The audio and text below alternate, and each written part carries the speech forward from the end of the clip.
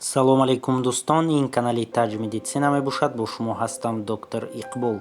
Видеои зерин дар бораи фарбеҳӣ ва намудҳои он мебошад. Бинобар ин хотиррасон менамоям ки лайк мондан ва подписка карданро фаромӯш накунед. Фарбеҳӣ ин барзиёд ҷамъшавии чарбҳо дар бофтаҳои чарбӣ бо намуди триглитсеридҳо мебошад. яъне ин чӣ маъно дорад? Ҳамон ғизое ки инсон истеъмол менамояд дар таркибаш яъне чарб дорад, ангиштоб дорад, карбогидратҳо дорад, инчунин витамин ва дигар минералҳоро доро мебошад. яъне чарбҳо ҳамон равғанҳое ки ҳангоми истеъмоли ғизо ба организми мо дохил мешаванд, яъне дар бофтаҳои чарбӣ ба намуди триглитсеридҳо гузашта захира мешаванд. яъне агар ки ҳамин захирашавии чарбҳо аз меъёр зиёд шавад, аз ҳад зиёд шавад, инсонро ба бемории фарбеҳӣ оварда мерасонад. яъне ки фарбеҳиро ба кадом намудҳо ҷудо мекунанд, яъне намудҳои фарбеҳӣ.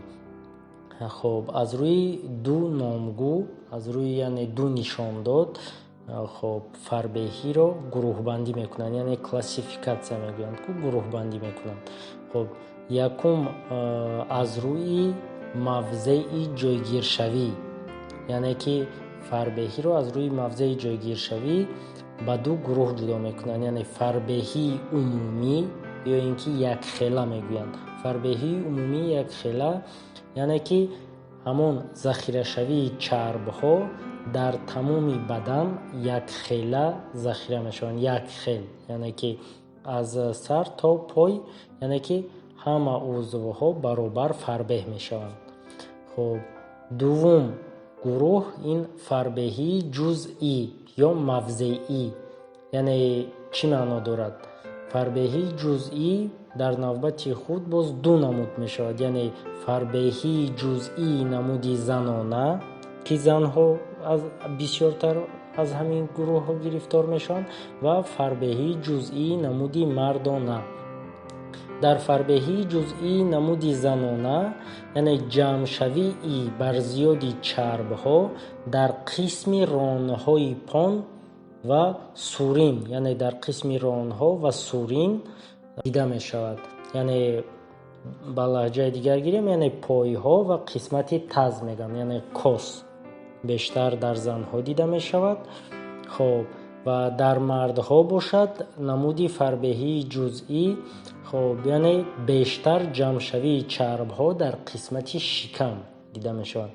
яъне дар занҳо дар қисмати пой ва қисмати кос ва дар мардҳо бошад бештар ҷамъшавии чарбҳо дар қисмати шикам дида мешаванд. яъне ин буд намудҳои фарбеҳӣ аз рӯи ҷойгиршавиашон. дуюм намуди гурӯҳбандӣ ин аз рӯи патогенез, яъне намудҳои фарбеҳиро аз рӯи патогенезашон ба фарбеҳии якумин дараҷа ва фарбеҳии дуюмин дараҷа ҷудо менамоянд. яъне фарбеҳии якумин дараҷа ва фарбеҳии дуюмин дараҷа гуфта чиро дар назар доранд? фарбеҳии якумин дараҷа ин ҳамон фарбеҳиеро дар назар дорад ки новобаста аз дигар ҳолатҳо, яъне ки фарбеҳӣ дар чунин ҳолат ин худ як навъи беморӣ ҳисобида мешавад. фарбеҳии дуюмин дараҷа бошад, яъне баъд аз гузарондани ягон беморӣ. фарбеҳии дуюмин дараҷаро инчунин фарбеҳӣ симптоматикӣ низ меноманд. яъне чаро симптоматикӣ?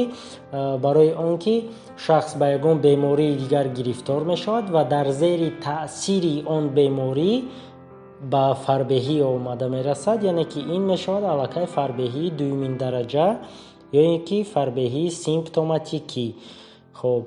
фарбеҳии якумин дараҷа яъне новобаста худаш пайдо мешавад. бемории мустақил буда, пайдоишаш асосан нейроэндокринӣ мебошад ки дар натиҷаи он носомониҳои танзими мубодилаи чарбӣ ба амал меояд.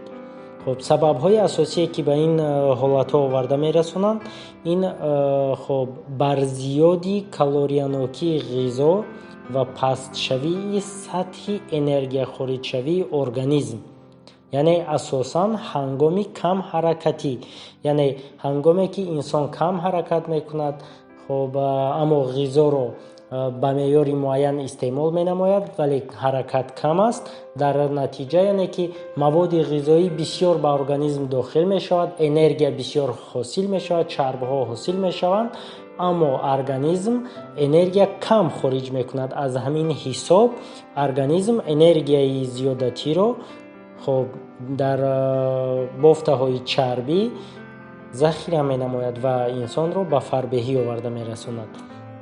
خب این چون سبب دیگرش میتواند این تمایل های ژنتیکی، یعنی که ارثی میگویند، خب میتواند و خصوصیت های تنظیم مبادله چرب ها یعنی تاثیر خود را رساند و انسان را به فربهی آورده رساند. خب فربهی دومین درجه یعنی سیمپتوماتیکی که در نتیجه دیگر بیماری ها حاصل می شود. خب این گونه فربهی سیمپتوماتیکی عاقبت‌های ویرانشوی‌های گوناگون یعنی در ارگانیسم از سبب پستشوی لیپولیز و فعالشوی لیپوگنز، یعنی مثلا هنگام دیابت قند، هیپوتیریوز، هیپوکورتیسیسم و غیره ها میتونند آورده رسانند. یعنی بعد در نتیجه همین گونه بیماری ها خب یعنی ویرانشوی مبادله چرب ها به میان میآید، خب ویرانشوی خب روند تنظیم انرژی به میان میاد و با بیماری فربهی آورده رسانیده میتواند. یعنی در نتیجه همون چربی هایی که خب استفاده برده نمیشوند در بافته های چربی ذخیره کرده میشوند. خب این بود یعنی نمودهای فربهی. پاتوژنز فربهی یعنی که طرز جریان های فربهی با سه گروه اساسی جدا کرده می شود. یکم این طرز جریان های فربهی نیروگنی، دوم اندوکرینی و سوم متابولیزمی. یعنی فربهی نیروگنی گفته چی رو در نظر دارد؟ نیروگنی در نتیجه خب ویرانشوی تنظیم چرب ها از حساب سیستم مرکزی عصب، یعنی اگر از طرف سیستم مرکزی عصب یگان علت باشد با فربهی آورده رساند، این می شود جریان فربهی نیروگنی.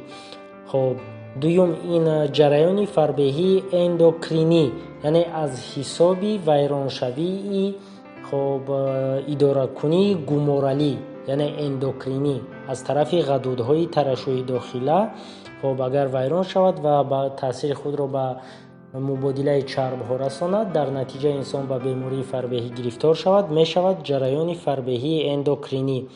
و سوم این جریان فربهی متابولیزمی، یعنی متابولیسم یعنی نو وابسته از سیستم اندوکرینی، نو وابسته از سیستم نیروگنی. اگر متابولیسم ارگانیسم ویران شود در زیر تاثیرهای خب بیرونه یا اینکه دیگر تاثیرهای داخله خب به بیماری فربهی آورده رساند، می شود طرز جریان های فربهی متابولیزمی. این بود معلومات مختصر اویدی فربهی و نمودهای آن. خاطررسان менамоем ки лайк мондан ва подписка карданро фаромӯш накунед, зеро дастгирии шумо барои ман айнан ҳамон лайк ва ҳамон подпискаи шумо хоҳад буд. инчунин комментарияҳоро дар зери видео нависед ва фикру ақидаҳои худро баён намоед. солиму осуда бошед. хайр.